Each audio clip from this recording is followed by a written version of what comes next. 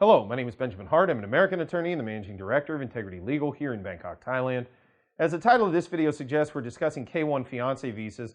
I actually was talking with someone the other day about the K-1, and he kind of said this in kind of a joking manner, but he brought up something that I think is kind of video worthy because it's something, that nobody really thinks of, but there is sort of a legal take on this, if you will. The law sort of speaks to this already.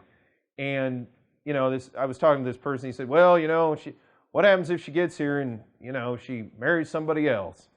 And he was completely joking, and I thought it was really funny because they'd been together for a number of years, and he was just kind of joking with me. And I said, well, sir, actually, she can't and expect to adjust status on that K-1 visa.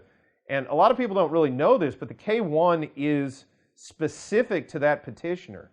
So if someone comes in on a K-1 fiancé visa and on the visa itself, it says fiancé of and names the petitioner. And that person has to go ahead and marry that petitioner or leave within 90 days lest they fall out of status.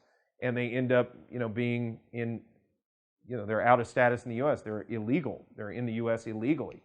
So the interesting thing to take away from this is, there really isn't any avenue for someone to come to the U.S. on a K-1 and just sort of abandon whoever they were intending to marry and just marry someone else. They could marry someone else. There's nothing precluding them from getting married, but they cannot use that marriage as a basis for seeking an adjustment of status to long-term lawful permanent resident status, i.e. green card status in the United States.